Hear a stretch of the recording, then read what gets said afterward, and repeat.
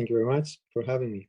I'd like to begin with, kind of your thought as to what is it about Pi Network, if you had to explain it to a novice, that makes it unique and advantageous for crypto investors, crypto miners. What can you think about it? Thanks for this question, Dorian. So Pi is really accessible to everyone out there. People can mine it by themselves using their mobile phones. So as long as you have a mobile device, you can participate. And then once you have mined it, and eventually, especially when we migrate everyone to the mainnet, which we can talk about it later, then you can use that currency to perform various activities on the network, which we call utilities. So Pi applications and other things. And the beauty of this is that even people who wouldn't be able to participate in this process, imagine someone in a country that they wouldn't have a bank account, or they wouldn't be able to how do you acquire a Bitcoin, for example, if you don't have a bank account or if you have no way to enter? So anyone can actually enter, and then once they enter, they are able to participate in those activities. They are able to pay Pi to ask another pioneer for some type of labor, for example. You can buy goods and services, or you can even get paid for services that you provide for others. Great, that's great, and that's nice insight that you give us there on how it works. So, what does it mean for the future of mining and crypto mining to have the ability to do this right in the palm of your hands? We think about the stories that are out there in these data centers that are just using so much electricity and energy, and it's so heavy. But you guys have really revolutionized how people can mine. What does that mean now for the future of mining? Yeah, I think this is the way to go, because if you think about it, Bitcoin proved to the world that it is possible to have digital currency, and it works. So the first time that it was implemented, it had to be with the way it was to be succeeded. So to succeed, it needed to have servers, it needed to be what it is. No matter how we started, now the world operates mobile. We are living in 2000, it's not 2009 anymore, it's 2022, and we're going to the future. So more and more people have exclusively mobile phones, and they don't have computers, or they're using their iPads and their mobile devices rather than. So if you were by saying that you have to exclude all those people from the process, then you're already making something very restrictive. So I think that it is the future, and I believe that even all blockchains are thinking towards that direction. Great. Have you raised funding, and how do you guys make money? Yeah, one important thing to know about Pi is that we avoided from the very beginning, and the easy way of making money by selling the coin through those ICOs that happened in the crypto space. So Pi has never raised any, has never sold any coins for many years now. We've been operating for 3.5 years, and this is an important aspect. We actually feel this is more natural, because usually for companies, they may be operating and creating utility and creating their business for several years before they can go on an IPO, and then all of a sudden having this unnatural early influx of cash can create unnatural results as well, with what we have seen in happening with other news lately that have been communicated. And in terms of Pi, we bootstrapped as much as we could, and eventually raised some money as part of a traditional Silicon Valley startup from private investors. Got you. So where do you want to take the company? What's ahead on the road of development, and what users can see in terms of the experience in the next year to 18 months, let's say?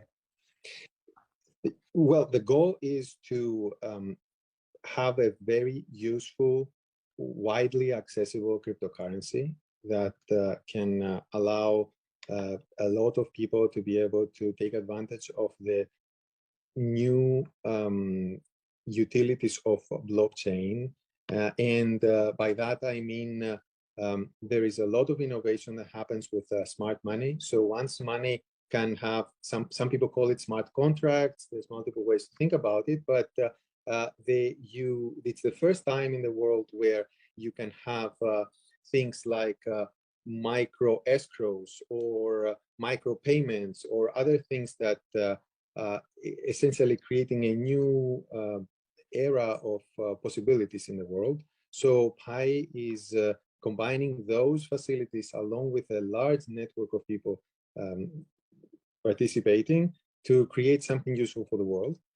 Specifically, that's for the longer term, as you said, a year and a half and beyond. In the meantime, from now until then, what's important is that we are currently in the process of completing KYC for the members of the network. So Pi is going to have millions of people who are crypto ready and KYC, then real people, real accounts on it. So we are currently in the process of doing this. And the goal is that once we have a large number of people who have initially KYC'd, to migrate their balances into their mainnet so that they can start exploring and using the currency.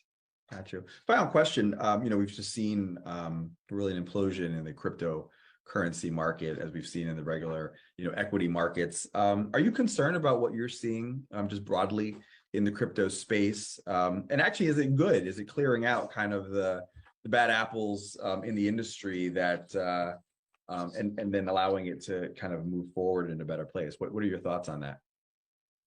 Yeah, well, it's usually an unpleasant thing to hear that any market may be going up and down. At the same time, it is a natural cycle that it happens all the time, and we have seen it in crypto multiple times as well, that there is a cycle. I also agree with the second part of your question, that you mentioned that this helps possibly clear out some activities that are maybe happening with the wrong incentives. So things that are more less of pointing towards something useful, but more leading the world towards, let's say, games, financial games that they can trick people. That clears out the landscape. But overall, for Pi, as I mentioned earlier, we never we never sold Pi to any person. So there's no one who can be sad that the down cycle is here right now, because no one bought it at a higher price and now it's a lower price because no one could buy it to begin with. So essentially, to the Pi network, the way that the currency is used hasn't really been affected by the external market at all. Because I can give you an example. Right now, people are spending 1 Pi to request to be KYC by the network. This 1 Pi, and everybody is paying 1 Pi. This 1 Pi is pooled and then distributed to some human validators, other people in the network who are helping complete the validation. So there's a pool of Pi that is then being paid out to the validators. So within the Pi network, before the crash, people were paying 1 Pi. During the crash, they were still paying 1 Pi, and after the crash, they're still paying 1 Pi, and they're getting paid the same amount that the validators they would. So there was completely no effect at the moment. So now in the future, of course, we all live in a connected world, right? And we don't necessarily, it's not necessarily always going to be living in a vacuum, but that's the current situation. So what's a Pi worth? I'm curious. So Pi is worth what pioneers make it worth. So in this specific case, that I described, you need to spend 1 Pi to get yourself KYC'd, and that 1 Pi is distributed back to validators, depending on how many validators are needed for each validation. Great. Well, Nicholas Kokkalis, we're grateful to have you with us today. Thank you so much for your